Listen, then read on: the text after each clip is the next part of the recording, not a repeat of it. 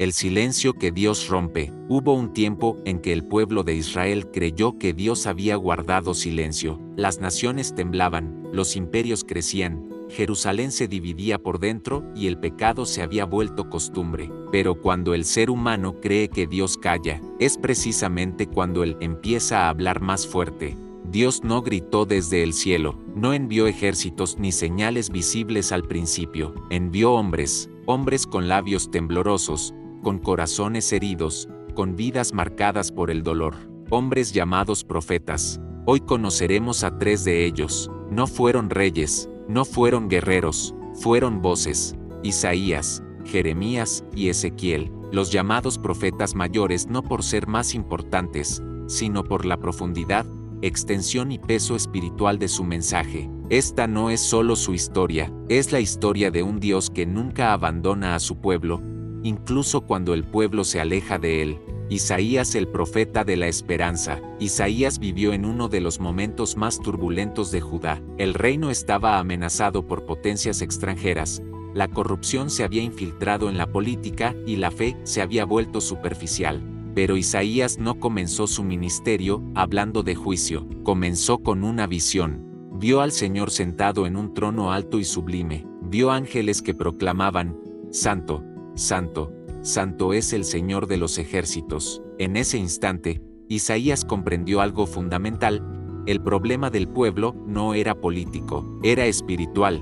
Isaías denunció la injusticia, la idolatría y la hipocresía religiosa, pero su mensaje no se quedó en la condena. Isaías fue, sobre todo, el profeta de la esperanza futura. Anunció que una virgen concebiría y daría a luz un hijo. Habló de un siervo sufriente, despreciado y herido, que cargaría con el pecado de muchos. Dijo que el castigo de nuestra paz caería sobre él. Siglos antes de Jesús, Isaías ya lo veía con claridad. Mientras los reyes pensaban en alianzas militares, Isaías anunciaba un reino eterno. Mientras el pueblo buscaba seguridad en ejércitos, Isaías hablaba de salvación por medio de la fe. Su mensaje fue claro: Dios juzga el pecado, pero nunca renuncia a su promesa. Jeremías, el profeta que lloró. Si Isaías fue el profeta de la esperanza, Jeremías fue el profeta del dolor.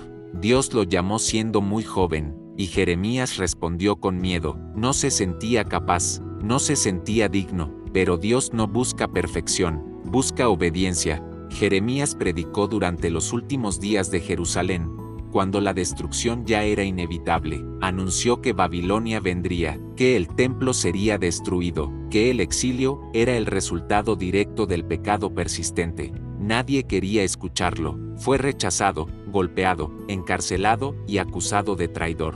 Su propio pueblo lo odiaba por decir la verdad.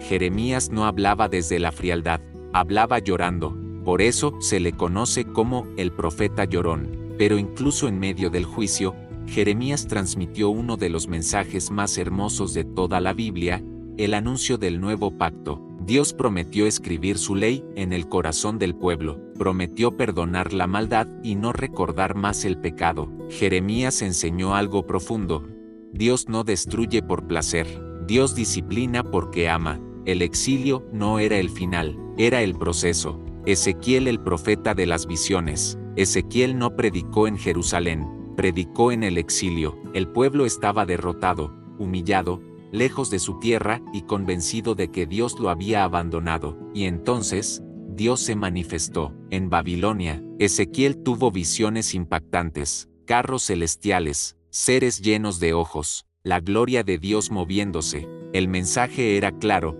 Dios no estaba atrapado en el templo, Dios no estaba limitado a Jerusalén, Dios seguía reinando. Ezequiel denunció el pecado con dureza, usando símbolos y actos proféticos extremos, pero también anunció restauración. Vio un valle lleno de huesos secos, huesos sin vida, sin esperanza, y Dios le preguntó: ¿vivirán estos huesos? Cuando el Espíritu sopló, los huesos se unieron, recibieron carne y cobraron vida. Ezequiel enseñó que Dios puede restaurar incluso lo que parece completamente muerto. Prometió un corazón nuevo, un espíritu nuevo, un pueblo renovado. El mensaje que los une. Isaías, Jeremías y Ezequiel no se conocieron personalmente, vivieron en contextos distintos, pero proclamaron un mismo mensaje: Dios es santo, el pecado tiene consecuencias, pero la misericordia de Dios siempre es mayor. Dios no abandona, Dios corrige, Dios restaura. Estos profetas no hablaban para agradar al pueblo, hablaban para obedecer a Dios. Y hoy, siglos después, sus palabras siguen vivas, porque los tiempos cambian, pero el corazón humano sigue siendo el mismo.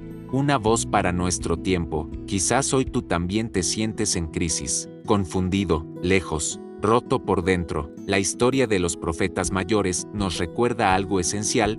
Dios sigue hablando, a veces con esperanza, a veces con advertencia, a veces con visiones difíciles de entender, pero siempre con amor. Si este mensaje habló a tu corazón, no fue casualidad.